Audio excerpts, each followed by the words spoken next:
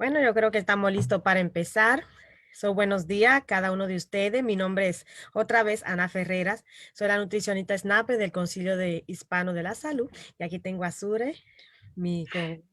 Hola, ¿cómo están todos? Buenos días. Mi nombre es Surelis y soy una educadora en nutrición para el programa SNAP Ed aquí en el Concilio Hispano de la Salud.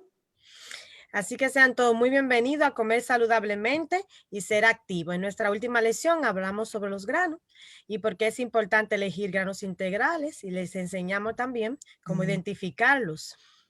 Y hoy tenemos una lección también muy importante. Sí, claro que sí. Y queremos recordarles que continúen tratando productos de granos integrales, que esa fue la lección que hablamos en la pasada clase o la pasada lección. Y queremos saber también qué granos integrales trataron esta semana pasada, qué cosas nuevas o qué maneras nuevas de ejercitarse practicaron. Cuéntanos, Ana, empezamos contigo. Bueno, sí. Un día voy a empezar por uno de ustedes. Ok. Bueno, yo he usado y sigo usando la avena, que en mi pancake uso mejores harinas. Y eso es una manera de usar un grano integral o entero en mi desayuno. Y recuerden también, mis queridos, que si no logran sus metas, vamos a estar proponiéndonos metas de acuerdo a de lo que aprendamos cada vez que demos esta lección. Pero si no la logran, ¿qué hay que hacer? Revisar nuestras metas otra vez e intentar de nuevo. Siempre tratar. Así que hoy quiero compartirles aquí, tenemos la lección sobre proteínas. Así mismo. Vamos a estar hablando sobre los alimentos de proteína. Y la primera pregunta que quiero hacerle a toditos ustedes, si es que se la saben, ¿por qué ustedes creen que necesitamos alimentos de proteína? Pues déjenme decirles, necesitamos alimentos de proteína porque la proteína es la que construye los músculos y fortalece nuestro sistema inmunológico. Esto nos va a ayudar, el tener el sistema inmunológico fuerte nos va a ayudar a combatir las enfermedades. También muchos alimentos de proteína son una excelente fuente de hierro, lo cual es bien necesario para tener la sangre sana y para poder prevenir la anemia. Ya muchos de ustedes deben saber que la anemia nos causa muchos síntomas como cansancio y poca energía. Así es, bienvenida María Ortega. Pues déjenme decirle que las proteínas vienen de diferentes fuentes. Proteínas a base de planta o de fuente de las plantas y proteína animal. Las proteínas que vienen de las plantas o vegetales contienen fibras, que es muy importante para la salud. Muchas fuentes de esos vegetales se encuentran en las habichuelas, lentejas, las nueces también y algunas semillas. Y en cuanto a nueces y semillas, contienen una grasa saludable que es insaturada. Y esa grasa no contribuye a que te suba el colesterol o a darte problemas del corazón. La proteína animal contiene un hierro que es más absorbido más fácilmente por el cuerpo.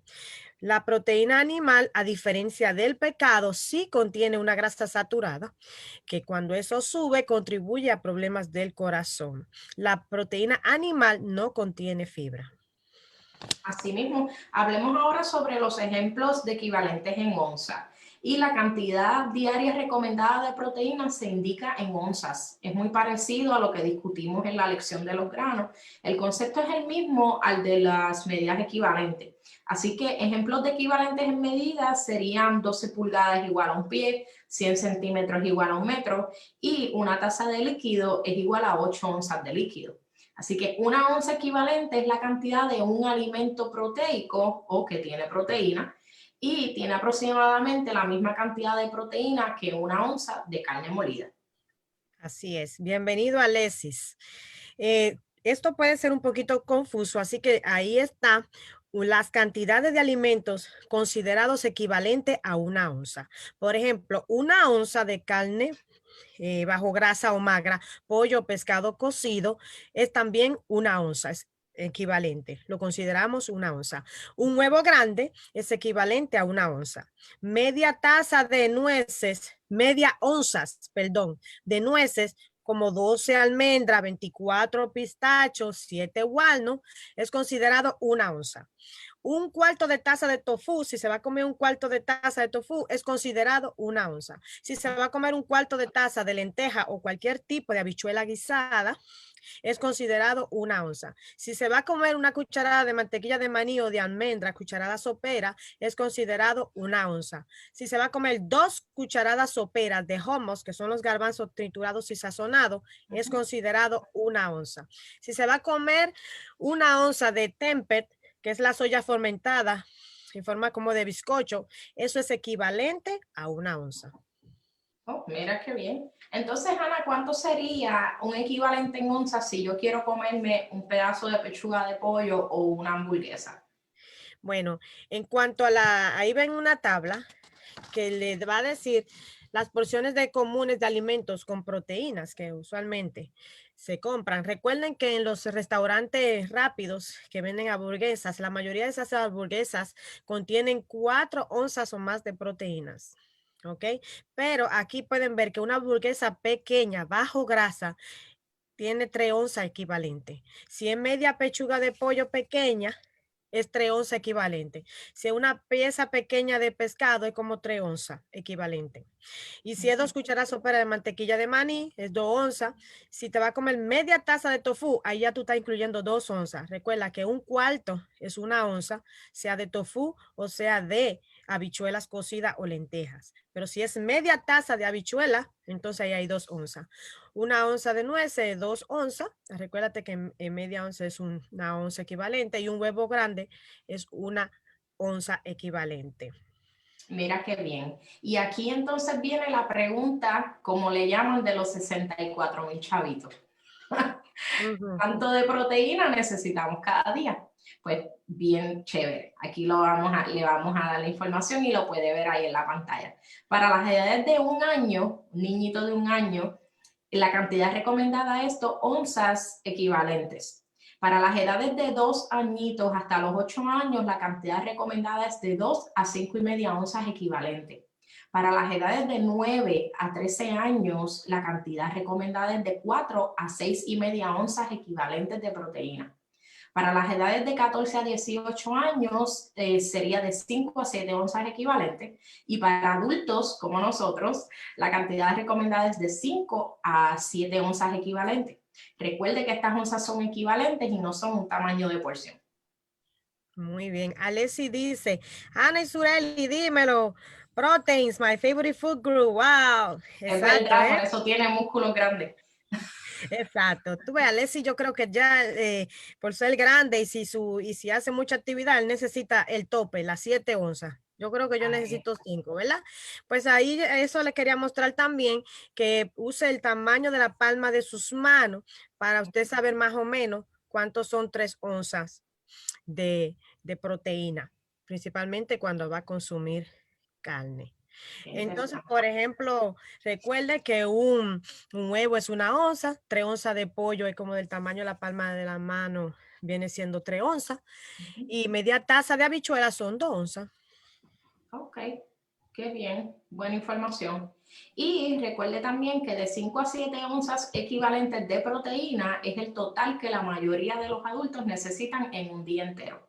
Y como pude ver en el ejemplo, no necesitamos ingerir demasiada comida para poder obtener las proteínas que el cuerpo necesita en un día. Pero es importante también recordar que necesitamos alimentos de proteína todos los días. No necesitamos demasiado, pero siempre mantenga su plato con pequeñas porciones y ya que la mayoría de nosotros comemos más de la cantidad de proteínas recomendada. Así es. Los vegetarianos pueden obtener todos los nutrientes y proteínas que necesitan de los lácteos, de los huevos, las habichuelas, el tofu. Los lácteos es para los ovos lácteos, claro está. De la soya, para los que son vegan, nueces y semillas, pero recomendamos que consulten una dietista registrada o un profesional de nutrición para que le ayude a planear sus alimentos y así alcanzar sus metas nutricionales. Así mismo. Y comparta con nosotros los que están ahí en el chat. ¿Come usted la cantidad recomendada de proteína? Comparta con nosotros si es así. Ana, ¿comes tú la cantidad recomendada? Bueno, yo creo que yo estoy comiendo menos. Por ejemplo, vamos a ver, a veces pongo un huevo, así como ustedes ven en el desayuno, revolteado, ya eso es una onza. Y a Ujú, veces como un pedazo también de la palma, como del tamaño de la palma de mi mano, ujú. pechuga de pollo, eso es como 3 onzas. Y generalmente no lo incluyo en mis cenas. Y las proteínas. Yo estoy comiendo como 4 o 5, pero yo creo como que estoy bien porque soy sedentaria. ¿Tú Mm. me entiendes? Pero una gente que se mueve más, necesita más. Bueno, Claro, claro que sí. Bueno, pues hablemos un poquito de los pescados y de los mariscos. Todos aquellos que le encantan los mariscos. Los pescados y los mariscos, como los camarones y el cangrejo, tienen nutrientes esenciales que incluyen la proteína, el hierro y ácidos grasos de omega 3.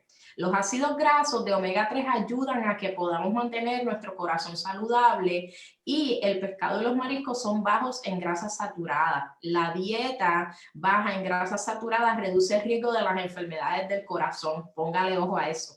Es recomendado que los adultos consuman al menos 8 onzas de pescado por semana. Y las mujeres embarazadas o aquellas que están lactando y sus niños pequeños deben incluir pescado en sus dietas porque el omega 3 ayuda con el desarrollo y el crecimiento del cerebro en infantes y pequeños, ¿ok? Expertos de la salud tienen algunos consejos para las mujeres que planean quedar embarazadas, aquellas que ya lo están, o mujeres que están lactando y para sus bebés pequeños tienen algunos de estos consejos. ajá. Por ejemplo, los adultos deberían consumir de 8 a 12 onzas de pescado variado a la semana, como la tilapia, el pescado espada, el bacalao, salmón, tuna. Los niños de 2 a 8 años deben comer de 3 a 6 onzas de pescado por semana. Y los niños de 8 en adelante deberían comer 8 onzas por semana. Ujú. También no es bueno comer carne de tiburón, pez espada, macarela o pez blanquillo porque son altos en mercurio y el mercurio puede ser bien dañino. Ajá, no coma pescado crudo o mal cocinado o bajo sin cocinar. Bienvenida, Margui Díaz, buen día. Sí, así mismo. La tuna blanca o la que le conocen también como albacore tiene más mercurio que la tuna en pedazos. No coma más de 6 onzas de tuna blanca a la semana. Si usted come pescado de lagos o ríos locales, siga las advertencias para la ingesta de pescados locales. Y si las advertencias no están disponibles, entonces haga lo siguiente. Coma 6 onzas o menos de peces capturados localmente por semana. Y a sus niños sírvale solamente de 1 a 3 onzas. Así es. Ahora le voy a enseñar un cuadro que vemos aquí de las cantidades comúnmente consumidas. Por ejemplo, un pollo rostizado eh, de 3 onzas tiene como 26 gramos de proteína y 3 de grasa. Media taza de habichuela tiene como 8 gramos de proteína y 8 de fibra. Media taza de tofu tiene como 10 de proteína, 6 de grasa y 1 de fibra. Tuna tiene como 23 gramos de proteína, 2 de grasa, no fibra. Un hot dog tiene 7 de proteína, 16 de grasa y no fibra. Un pedazo de puerco de 3 onzas tiene 25 de gramos de proteína, 13 de grasa y no fibra. ¿Qué ustedes pueden notar aquí en cuanto a proteína, grasas y fibra en estos alimentos? Usted puede notar que el pollo rostizado, la tuna, tiene menos grasa, ¿ok? Que cuando usted va a comer el hot dog o el puerco. También note que los alimentos que son a base de planta sí contienen fibras. Así mismo. Y me interesó mucho eso que las habichuelas negras no tienen ningún tipo de grasa y son proteína. Así es. Proteína y fibra. Así que hablemos un poco sobre eso, sobre las habichuelas. Son muy saludables y bajas en costo y son muy buenas en proteína. También tiene fibra, proteína como dimos anteriormente y no tienen grasa. Las habichuelas pintas, las rojas como las ve ahí en esa foto, los frijoles de ojo negro, de punto negro, entre otros frijoles, tienen la misma cantidad de proteína y fibra que las habichuelas negras. Así que añadir habichuelas a sus ensaladas, sopas o arrocito integral es una buena manera de aumentar la proteína y la fibra sin aumentar la grasa. Así que recuerde siempre tratar de elegir fuentes de proteínas magras que son menos grasas, incluyendo proteínas que vienen de plantas, ya que esto ayuda a disminuir las grasas y aumenta la fibra en su dieta. Así es. Por ejemplo, ¿cómo reducir la grasa cuando usted está cocinando proteína? Quite la grasa visible de sus carnes antes de cocinarla. También remueva la piel del pollo y pescado después de cocido. Hornee, rostice a la brasa, al vapor, en lugar de freír y coma pequeñas porciones. Asimismo, hablemos un poco también sobre la seguridad en las comidas. Bueno, pues vamos a ver cómo podemos mantener nuestros alimentos seguros cuando los vamos a comer. Y sabemos que es bien importante seguir las guías de seguridad alimentarias para mantener los alimentos seguros al comer. Esto puede prevenir enfermedades transmitidas por alimentos, también conocido como envenenamiento por alimentos, lo que le puede causar vómitos, diarrea y en ocasiones hasta la muerte. Así que es bien importante saber sobre esto. Y sobre la mitad de las personas que se envenenan con alimentos es porque los alimentos no se manejan adecuadamente en la casa. Ujú. Y también vamos a hablarles sobre la temperatura de peligro o zona de peligro. Esta temperatura es entre 40 grados y 140 grados Fahrenheit, a donde la bacteria crece rápidamente. Es importante mantener sus alimentos fuera de esa temperatura, zona de peligro, a través de usted refrigerar o cocinar correctamente sus alimentos. Las enfermedades provocadas por contaminación por alimentos son producidas por bacterias, esas enfermedades, que crecen más rápidamente en un ambiente húmedo y tibio, ¿ok? Es como que una bacteria en una comida se duplica cada 20 a 30 minutos. Por ejemplo, una bacteria a esa temperatura se multiplica en 8 horas 16 millones. Eso es Wow. totalmente peligroso. Esas bacterias crecen rápidamente a esa temperatura. Wow, tremendo. Bueno, pues para poder evitar esto, ¿verdad? Evitar las bacterias en los alimentos, hay 4 mensajes principales que debemos recordar para mantener los alimentos seguros al comer. Y estos 4 pasos serían limpiar, separar, cocinar y enfriar. Y vamos a hablar un poco sobre la limpieza. Bueno, pues trate de limpiar sus manos y superficies donde hay contacto con alimentos para evitar que las bacterias se esparzan en los alimentos. Limpie todas las superficies donde usted está cocinando o donde va a preparar sus alimentos. Y también separe correctamente. Separe los alimentos ya listos para comer de los alimentos crudos. Alimentos como de las carnes, de pescados, todo eso. Usted lo debe separar inclusive cuando lo está comprando o empacando. Ensalada, por ejemplo, que es algo listo, no lo ponga en contacto con carnes crudas, alimentos crudos, ¿ok? Nunca ponga sus alimentos listos para comer en contacto de una superficie donde hubo carne cruda, a menos que usted limpie correctamente. Interesante. Bueno, y en el paso de cocinar, cocine las carnes rojas, el pollo y los pescados a una temperatura segura, lo cual va a matar las bacterias que ya estos tengan. Una nota bien especial para mujeres embarazadas o que planean estar embarazadas en cuanto a los embutidos o las carnes con embutidos, es que los hot dogs, ¿verdad? Que son embutidos, pueden contener bacterias dañinas, así que siempre hierva estos alimentos antes de consumirlos. Así es, bienvenida, Saimar. También refrigere todos los alimentos que se dañan pronto y descongele de manera correcta. Nunca descongele sus alimentos a temperatura ambiente o en el mostrador. Si tiene que ir del freezer al refrigerador. Y las carnes crudas, pollos y aves, pescados se dañan rápidamente. Siempre manténgalo refrigerado y cocine o fríe dentro de 2 días. Algo muy importante, enseñe a sus niños a lavarse bien las manos con la canción Feliz cumpleaños a ti 2 veces y por 20 segundos, estrujando bien sus manitas entre los dedos y alrededor de sus muñecas con suficiente jabón, enjuagar y secar. Eso es muy importante también. Así mismo. Y recuerde que la comida está segura para comer cuando alcanza la temperatura interna que mata la bacteria que causa envenenamiento por comida. Siempre, por favor, utilice un termómetro para medir la temperatura interna de las carnes, de los mariscos, de los huevos. El color del alimento no es un indicativo de que su comida está lista para comer. Así que trate de usar un termómetro para que usted esté más seguro si la temperatura de adentro de su comida es correcta y segura para ingerir. Así es. Por ejemplo, carne, pescado y esas aves deberían usarse un termómetro. Hay diferentes tipos de termómetros. depende del corte de su carne. Vamos a hablarle de ello. Por ejemplo, ese que ustedes ven ahí, ese alargado, es un marcador de temperatura instantánea. Ese termómetro se debe de usar en carnes gruesas y también en rostizado, y también se usa en comida que no tienen hueso, como pechuga o hamburger. Pero no está diseñado para permanecer dentro de la comida mientras se cocina.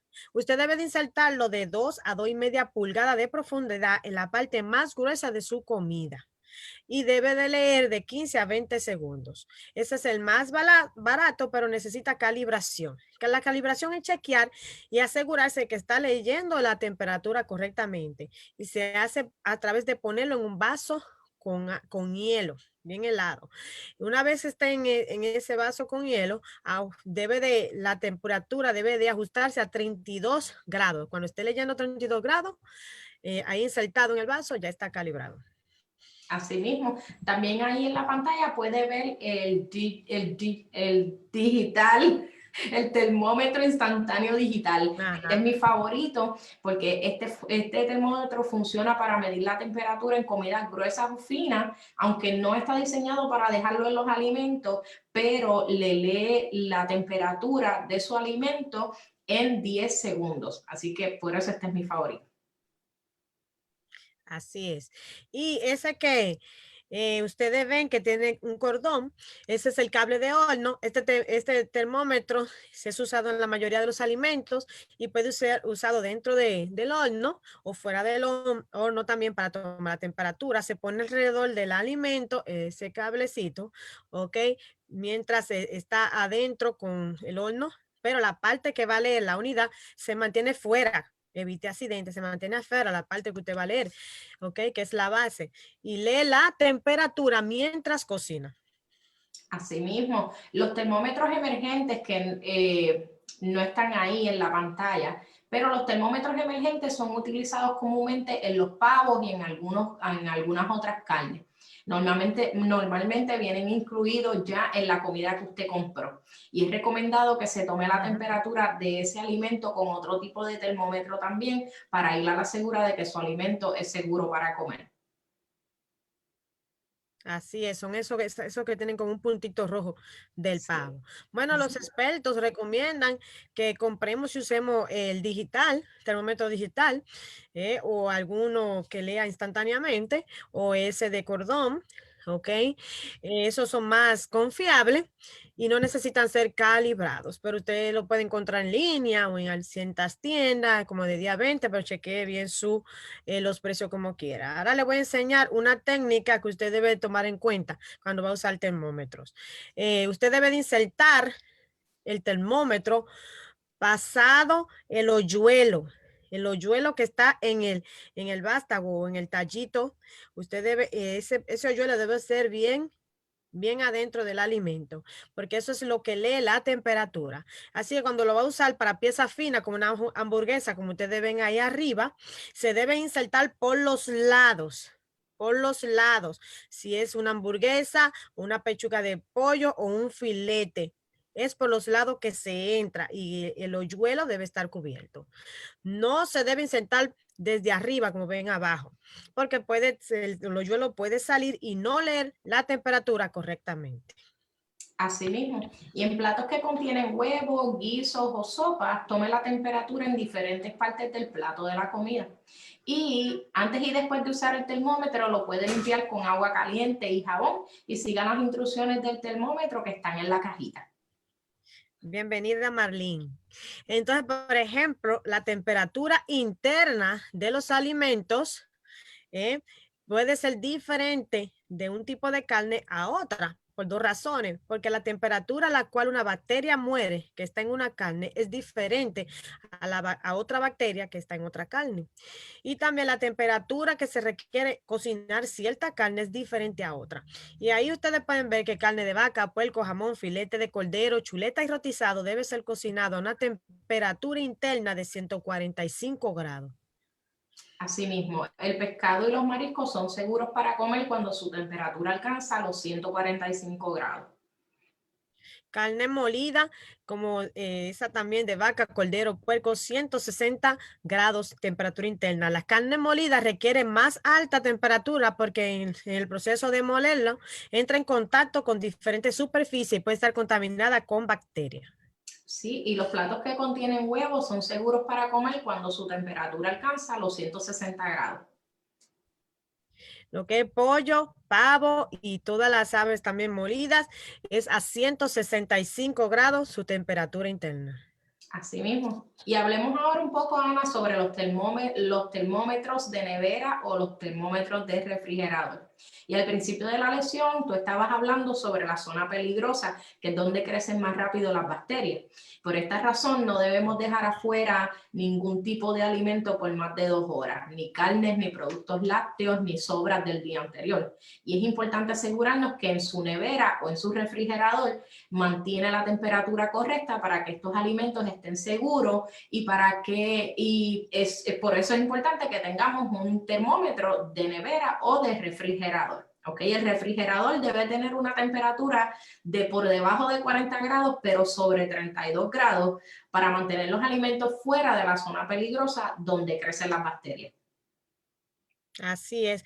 Y ese termómetro puede ser usado para monitorear su temperatura, ¿verdad? Debe ser puesto en el medio del refrigerador, no en la puerta, porque cada vez que se abre, bueno, pues se tibia y puede subir la temperatura y no en la parte de muy atrás porque es más fría. Debe ser en el centro, ¿ok? Y si no si tu temperatura está por debajo o por encima, entre 40 y 32, ajústelo y en 24 horas chequee si está leyendo bien y busque ayuda en especialistas si su nevera no está funcionando bien.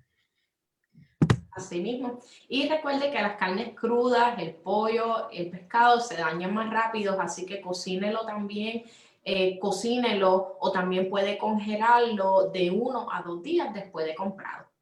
Así es. Aquí tenemos una tabla de cómo almacenar sobrantes de alimentos. Por ejemplo, carnes frescas, rostizadas y filete, 3 a 5 días en el refrigerador, en el freezer, 4 a 6 meses. Hamburguesas frescas o carne molida o carne guisada, 1 a 2 días en el refrigerador, de 3 a 4 meses en el freezer. Sobrantes de cualquier tipo de comida, 3 a 4 días en el refrigerador, 2 a 3 meses en el freezer. Aves o pollo fresco, 1 a 2 días en el refrigerador, 9 meses en el freezer. Tocino, salchichas ahumadas, 7 días en el refrigerador, 1 mes en el freezer.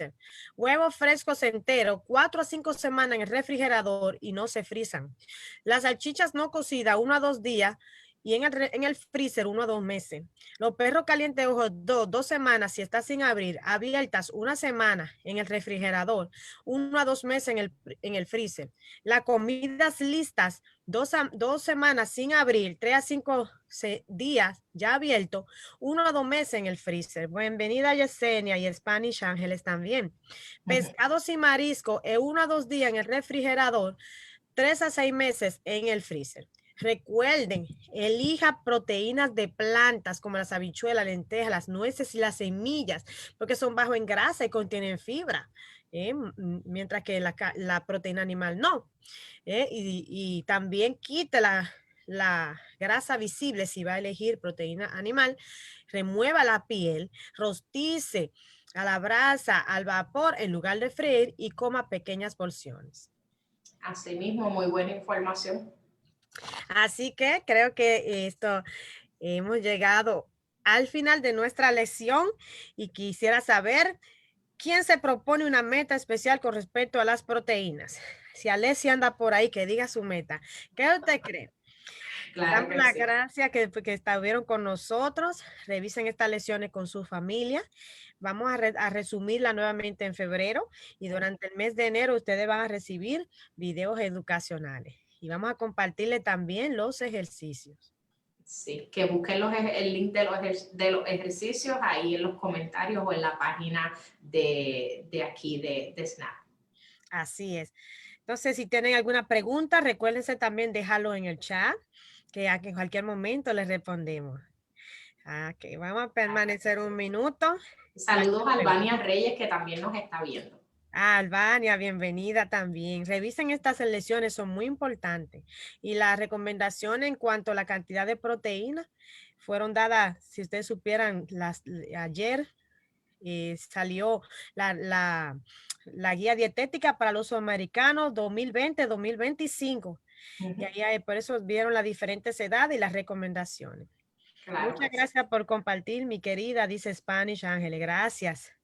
Gracias a todos ustedes por venir. No podemos compartir. Sí, porque esto es como un grupo privado y entonces queremos, pueden compartir creo que por mensaje o Ujú. pueden compartir, creo que si ponen un watch party, creo que pueden ponerlo así, pero ya se está acabando, creo. Mándenlo por mensaje, inviten a su familia para que se entren al grupo. ¿Ok? Claro que Y sí. al final, que nos faltan 3 lecciones más, que la vamos a comenzar en febrero otra vez, vamos a resumir otra vez, van a recibir su certificado. Gracias por estar con nosotros. Gracias a todos Entonces, y que tengan buenas tardes. Gracias, buenas Ana. tardes y feliz año nuevo Oh, en salud. Paula dijo algo en el chat. Dice, si alguien Ajá. desea seguir una dieta vegana o vegetariana, ¿cuáles opciones pueden comer aparte de frijoles? Ok. Una dieta vegana, por ejemplo, incluye soya. ¿Tú me Ujú. entiendes? El tofu. Pero el tofu, la soya, ahí menciona el tempe, Ujú. las nueces, las semillas son fuente de proteínas de base de plantas. Ujú. Y María Rivera dice, me encantó, les deseo un feliz año nuevo. Tengan en cuenta los veganos que deben de variar la proteína, ¿no? En la última guía de dietética para los americanos, leí, tengo que revisar ahora la del 2025, que debe ser 5 onzas de soya durante la semana. No es que usted se va a comer las 5 o 7 onzas de soya todos los días. No, es durante la semana. Debe de variar su fuente, ¿ok? De proteínas a base de plantas y de nueces también. Entonces, muy interesante su pregunta y vamos a seguir también dándole más información al respecto. Gracias.